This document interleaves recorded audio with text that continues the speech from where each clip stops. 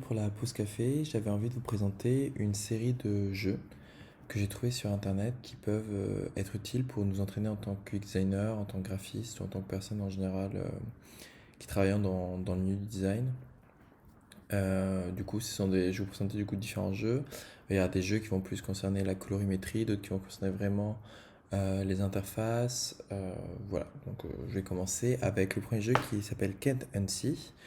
Donc dans ce jeu-là, le principe c'est de repérer les erreurs qui peuvent être faites de façon courante ou moins courante sur des interfaces. Donc voilà.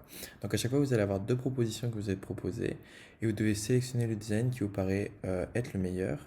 Donc bon, là c'est le tutoriel, donc c'est assez facile. Et vous avez la possibilité à chaque fois de comparer les deux versions. Et ici, une petite description de l'erreur qu'il fallait observer. Euh, Donc par exemple, ce qu'on peut voir dans cette version-là, c'est que ici on a une incohérence entre une des versions de la boîte de messages et l'autre, et également il y a plusieurs petites erreurs, notamment que les icônes sont trop écartées entre elles, comparé à ici où elles sont bien plus cohérentes, et aussi le fait que sur cette version-là qui est la bonne, le nom de la personne ou bien la flèche sont mises en avant de manière beaucoup plus cohérente, tout simplement parce qu'elles sont noires et elles sont mises en gras. Donc voilà, donc là il vous donne icône, font shape, c'était les choses à voir. Ici par exemple, on peut voir que la bulle discussion de OK est beaucoup trop longue par rapport au texte qu'elle contient. Donc ça va être celle-ci qui va être la bonne. Euh, Ici au premier abord, ce que je peux voir, c'est que dans cette version-là, on a une incohérence entre les icônes. Donc celle-ci est sûrement la bonne. Voilà. Donc le but, là c'était juste le tutoriel, mais après du coup vous allez avoir différentes versions. Et le but ça va être de s'entraîner, de voir quelles sont les meilleures versions. Donc vous pourrez aller jouer à ça si ça vous intéresse. Le deuxième jeu il s'appelle The Bezier Game. Je le trouve intéressant pour toutes les personnes qui commencent la création visuelle sur des outils en ligne, que ce soit Figma, que ce soit Illustrator ou d'autres, parce que c'est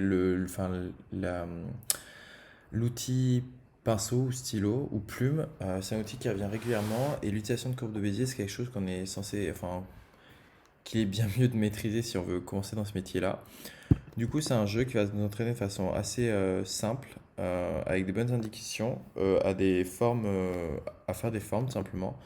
Donc là, encore une fois, c'est le tutoriel, donc on a des formes qui sont relativement simples. Je peux maintenir Shift pour garder un trait qui va être parfaitement droit. Hop, et revenir. Donc voilà, ça nous entraîne à faire des cercles. Et quand vous avez passé ce tutoriel-là, vous pouvez arriver aux déformes qui sont quand même bien plus complexes à réaliser. Donc ça, je trouve que c'est un bon entraînement pour s'entraîner tout simplement à maîtriser les courbes de Bézier. Le troisième jeu, c'est le jeu qui est sûrement le plus difficile, enfin du moins dans tous les jeux que je vais vous présenter que j'ai testé, celui-ci c'est celui qui est le plus compliqué pour moi. Il s'appelle Pixacly et le but, ça va être de réussir à dessiner un carré ou enfin excuse-moi un carré, une forme, du coup un rectangle ou un carré qui va être exact par rapport au pixel qu'il nous donne. Donc là il me demande de dessiner une forme qui est de 10 pixels de large et de 40 pixels de haut. Donc 10 pixels de large c'est pas grand du tout, donc je dirais peut-être ça, 40 pixels sûrement quelque chose comme ça. Ouais, bon vous voyez j'étais pas trop en termes de... Ah mais oui, en termes d'épaisseur du coup j'étais très loin, parce que 10 pixels c'est encore plus petit. Mais donc voilà, vous allez avoir ce petit jeu là qui peut être intéressant pour s'entraîner. Qui est, comme je le disais, vraiment pas facile du tout. Il y a une vraie. On se rend compte qu'on connaît assez peu, enfin qu'on se réalise assez peu ce qu'est un pixel dans notre vie quotidienne. Donc voilà. Le prochain jeu, c'est un jeu qui est assez connu, je crois que ça s'appelle Kern Type. Donc là, le but, ça va être. Vous allez avoir un mot qui vous va être proposé, et le but, ça va être de replacer les lettres du mot pour arriver à un interlettrage qui nous paraît correct. Du coup, par défaut, l'interlettrage qui vous est proposé est pas le bon. Et du coup, voilà, il faut pouvoir s'entraîner à. C'est pour vraiment s'entraîner visuellement, à voir l'écartement entre les lettres s'il nous paraît bon. Donc, ça, c'est intéressant parce que je trouve que, en tant que designer, en même temps, ça utilise beaucoup les mêmes typographies. Et du coup, quand on arrive, qui vont être des typographies qui vont être du coup sans sérif, voilà, qui vont être assez communes. Et quand on utilise d'autres typographies, c'est vrai que des fois, on a du mal à voir les erreurs qui sont présentes dans celle-ci, dans ces dernières. En plus, ce que je trouve bien, c'est qu'on va avoir à chaque fois, c'est des typographies assez connues qui sont présentées et on va avoir le nom de la typographie ici si elle nous intéresse, si on la trouve jolie. le créateur et l'année de création. Donc ça, c'est des petites infos en parallèle que je trouve intéressantes pour sa culture personnelle. Donc là, voilà, pouvez avoir votre score. Donc là, j'ai obtenu un score de 100 sur 100. Donc voilà, on peut voir que ma solution n'était pas exacte, mais était assez proche pour obtenir ce score-là.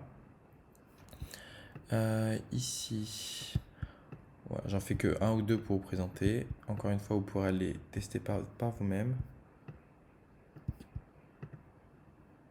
Donc là, vous voyez, j'étais beaucoup moins bon parce qu'au final, le V et le E auraient dû être décalés plus vers la droite. Enfin, le prochain jeu, c'est le jeu qui s'appelle Color. Donc là, ça va vraiment être sur la colorimétrie. Donc le principe de jeu est assez simple. Il va être de détecter le plus rapidement possible la forme qui affiche au centre et vous avez un temps pour trouver cette... Enfin, la couleur, excusez-moi, qui s'affiche au centre, vous avez un temps pour trouver cette couleur. Donc si je clique sur ça, et vous cliquez une fois que vous pensez avoir trouvé la bonne. Donc voilà. Donc encore une fois, un jeu très très simple à réaliser, mais il peut être intéressant si on n'a pas, si on n'a pas vraiment, enfin si on n'est pas vraiment à l'aise avec le cercle chromatique, pour voir quelles couleurs sont en opposition, comment les contrastes colorés marchent entre différentes couleurs. Donc voilà, enfin c'est un bon outil pour s'entraîner à voir visuellement le cercle chromatique et comment il fonctionne. Du coup, les deux derniers jeux, le premier ça va être Shape Type, qui est encore un jeu de typographie. Du coup, celui-ci, le but, ça va être d'étendre les, euh, les courbes qui vont nous être proposées pour réussir à reformer la lettre telle qu'on pense qu'elle est censée être exacte. Donc par exemple, vous voyez ici, et ce que j'aime encore dans ce jeu-là, c'est un peu comme Kern Type, que vous allez avoir une notion de la typographie qui vous est présentée, du designer qui l'a faite. Donc là ici, en l'occurrence, c'est R. Blubalin, qui est un typographe et un designer graphique célèbre de la deuxième moitié du XXe siècle. Du coup, ça vous fait un peu en même temps une notion de culture générale que je trouve toujours agréable, surtout quand c'est de manière aussi ludique. Donc là, oui, j'ai fait un très mauvais score. C'est pas terrible. Mais voilà, donc encore une fois, un jeu qui peut être assez fun, qui prend pas beaucoup de temps. Il y a que 10 lettres qui vous sont présentées à la fois.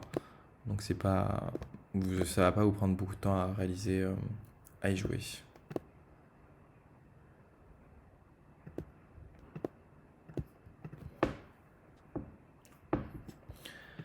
Et enfin, le dernier jeu, c'est It's Into That. C'est un jeu que je trouve aussi intéressant. C'est pour voir si on a une bonne notion est-ce qu'un élément est centré ou non. Et ça, c'est quelque chose qui peut être utile parce qu'il y a beaucoup de fois où enfin moi, ça m'arrive personnellement de voir très souvent sur des interfaces des choses qui ne me paraissent pas centrées. Donc je pense que ça peut être un bon moyen d'entraîner notre œil à percevoir dans des cas assez difficiles si les choses sont centrées ou non. Donc par exemple, dans le premier exercice, il me demande si le point au centre du rectangle à gauche est centré dans ce rectangle-là. Donc visuellement, je dirais que oui, du coup c'était correct. Ici, est-ce que le point est centré dans le cercle? Donc là, moi visuellement, il ne me paraît pas centré. Donc voilà. Donc là non plus, pas encore centré. Donc pour l'instant, je suis correct. Là, il me semble centré. Ok. Donc voilà, encore une fois, un bon moyen de s'entraîner, à voir visuellement si on a un bon œil en termes de si les éléments sont centrés ou non. Donc voilà, c'était tout pour aujourd'hui, pour vous présenter différents jeux. Donc il y en avait pas mal, donc vous pouvez prendre ce qui vous intéresse par rapport aux compétences que vous souhaitez développer.